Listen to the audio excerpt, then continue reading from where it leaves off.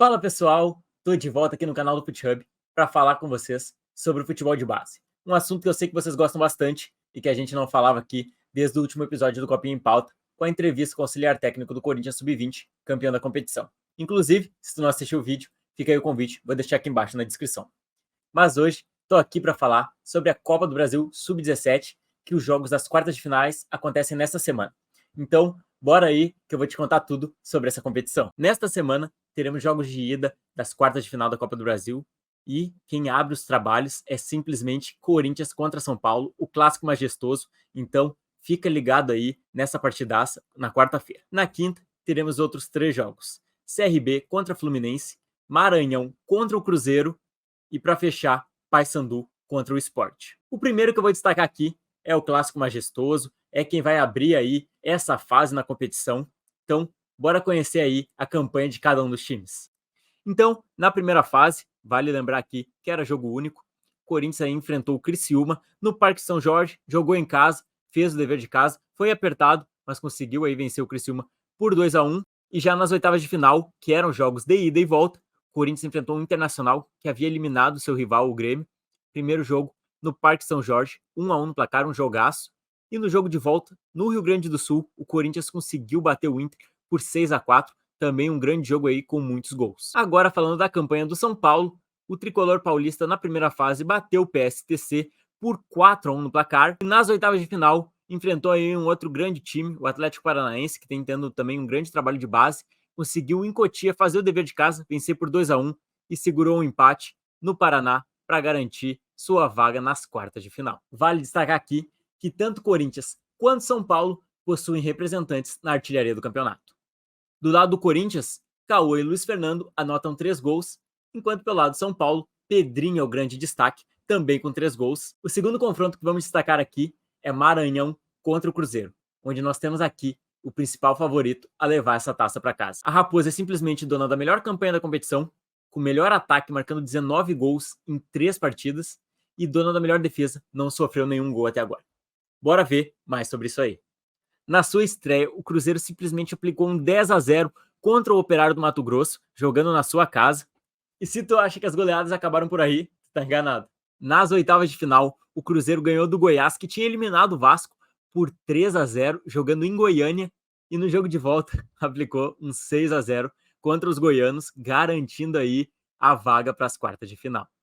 Já o Maranhão, na primeira fase, encontrou dificuldades contra a equipe do Batalhão, venceu nos pênaltis por 4-1 após um empate em 2-2. E nas oitavas de final, aí sim, veio uma goleada, 6-0 contra o Galves, e aí no jogo de volta até perdeu, mas garantiu aí também sua vaga para as quartas de final. Claro que com tanto gol assim, é lógico que o Cruzeiro tem representantes também na artilharia do campeonato. Cauã Batistella e André Balbino têm 3 gols cada um e são aí os representantes do Cruzeiro no topo da artilharia do campeonato. Pelo lado do Maranhão, Wenderson aí tem 2 gols em 2 partidas e tá na briga também. O próximo confronto é CRB contra Fluminense, que vão abrir as disputas na quinta-feira às 15 horas. O grande favorito aqui é lógico que é a molecada de Xerém, mas a equipe do Alagoas conta com uma estatística importante nesse jogo de ida. Dos 32 jogos que tiveram até agora na competição, em apenas 5 o visitante saiu com a vitória. Então o CRB tenta jogar com essa estatística aí para fazer o seu resultado em casa e segurar um empate no Rio de Janeiro. Analisando aqui a campanha do CRB, a equipe jogando em casa acabou empatando em 1-1 com o Picos, se classificando nos pênaltis na primeira fase, jogo bem apertado. E nas oitavas de final, o CRB bateu o ABC fora de casa, aí, ó, das 5 partidas que eu falei na estatística, um deles é o CRB, mas em casa não conseguiu ganhar ainda no campeonato. Então, tentam esse feito inédito aí nessa competição deste ano contra o Fluminense. Já o Fluminense entende muito bem o que é ganhar em casa. Na primeira fase ganhou de 4-0 do Porto Vitória e nas oitavas de final ganhou fora contra o América no jogo de ida e em casa 2-0 no CT de Xerém, é difícil de ganhar. Na artilharia do campeonato, o grande representante desse confronto é o Isaac do Fluminense, que tem 2 gols marcados até aqui. Para fechar os confrontos dessas quartas de final, teremos o Paysandu aqui, ó, contra o Sport Recife. 2 equipes que estão fazendo boas campanhas na competição até aqui.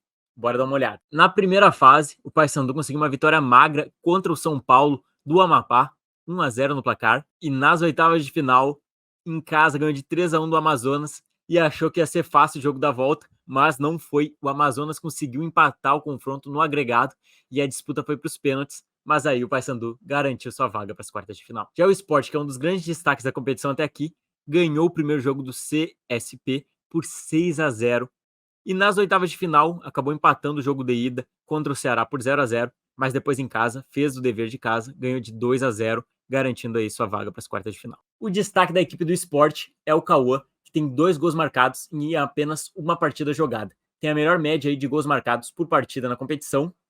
E do lado do Paysandu, o nome é Pedro Henrique.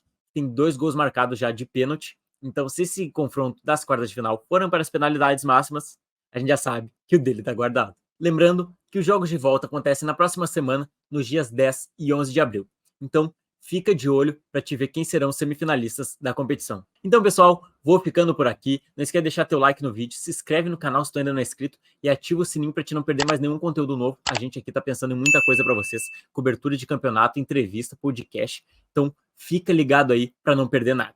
E claro, se tu não quer perder também nada sobre a indústria da categoria de base, fica aqui novamente o convite para te entrar na comunidade de categoria de base. Estou deixando aqui embaixo na descrição desse vídeo. O link para te acessar é gratuito. Vem participar das discussões semanalmente que a gente tem lá no grupo. Então, pessoal, tô ficando por aqui. Em breve eu volto para falar mais sobre futebol com vocês. Até logo.